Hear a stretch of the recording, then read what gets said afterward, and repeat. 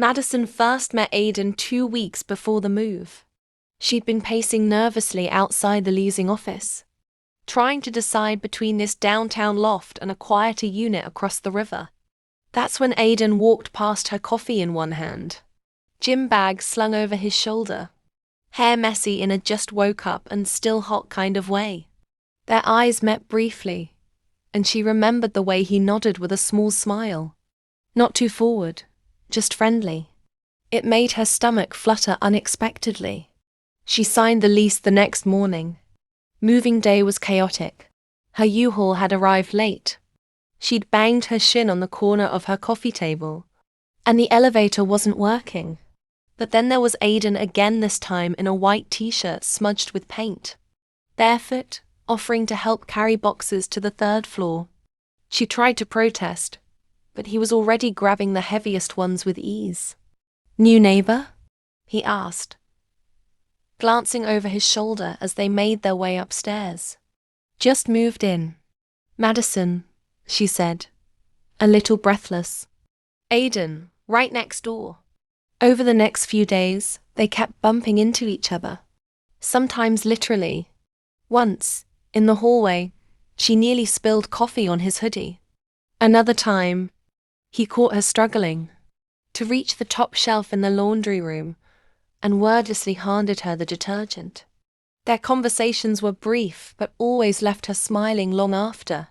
It wasn't until Friday night that things changed. She'd planned a quiet evening with wine and takeout, but her stove short-circuited, blowing the fuse in half her apartment. Madison sighed, debating between waiting for maintenance or trying to fix it herself. When she knocked on Aidan's door to borrow a flashlight, he answered wearing plaid pajama pants and a lopsided grin. "Need help?" he asked.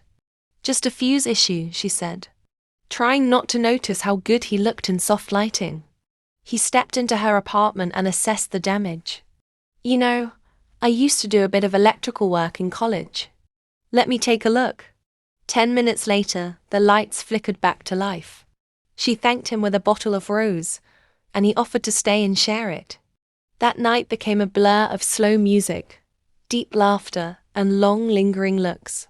She didn't expect the conversation to last hours, or for their knees to brush under the table and stay that way. When she told him about her job editing romance novels, he smirked. "So you read about passion for a living?" he asked. "And I guess you fix it," she replied, teasing. When they kissed, it wasn't rushed. It was patient, exploratory, and filled with that electric pull neither could resist any longer. They moved from the couch to the bedroom like it was second nature, hands finding familiar places they hadn't yet explored. But then came the moment that would become their little secret, their inside joke, and eventually the foundation of something stronger than either expected. Madison had been caught off guard. Not hurt, just surprised. Aidan immediately froze, his concern written all over his face. But instead of panic or awkwardness, they found themselves dissolving into laughter, tangled in each other, wrapped in the most human kind of connection. Real, vulnerable, and imperfect. From then on, their bond deepened. Madison discovered that Aidan was a man of quiet habits. He drank his coffee black, kept a stack of half-read novels on his nightstand, and always hummed when he was focused. He learned that Madison sang in the shower, wrote notes to herself on sticky pads, and liked to watch thunderstorms from the window while drinking tea. Their intimacy grew with their comfort. They didn't just explore each other's bodies, they explored each other's hearts. Aidan opened up about his family back in Oregon, the father he hadn't spoken to in years, and the ex who left without closure. Madison shared stories about growing up in Texas, about how she used to read steamy books under the covers at 12, and about the time she fell in love too fast and got burned. They argued sometimes about dumb things, like who used the last of the almond milk or whether to hang the art, vertically or horizontally. But every disagreement ended with apologies whispered into necks, hands resting on bare skin, and a kiss that said, We're okay. One night in late October, they decided to take a weekend trip to the mountains. Aidan booked a cabin, and Madison packed enough snacks to feed a small army. They spent the first evening wrapped in a blanket by the fireplace, watching embers flicker, sipping red wine, and stealing kisses between sips. Outside, the wind howled through the trees. Inside, their bodies molded together like puzzle pieces. Madison sat in his lap, her lips brushing his jaw as her hands wandered.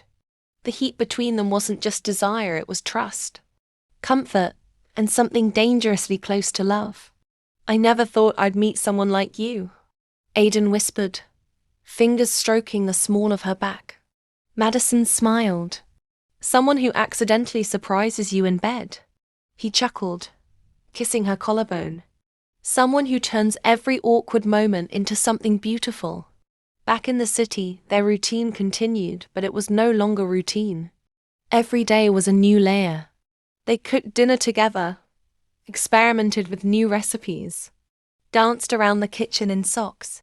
Their physical chemistry was undeniable. But the emotional tether grew stronger, more sacred. One evening, during a rare thunderstorm, Madison turned to him on the couch. "Do you ever think about the future?" she asked. He looked at her for a long moment, then nodded. "Only when I look at you." That night, he kissed her like it was the last time and the first. And when their bodies came together, slowly and reverently, Madison knew she was exactly where she belonged. Months passed.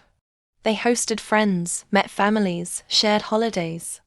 The wrong place story became something they'd tell in hushed tones, when no one else could hear. It wasn't shameful, it was theirs. A turning point. A surprise that brought them closer. And one night, as they lay in bed after making love, Aidan traced circles on her stomach with his fingertip. "You remember what I said about that night leading me to the right place?" Madison turned to face him. "Yeah." He reached into the nightstand and pulled out a small velvet box. "Well," he said, voice low and steady, "this is the right place too." She gasped, tears already forming in her eyes. "Yes," she whispered, 1,000 times yes. And in that moment there was no wrong place. Just the perfect time. The perfect person.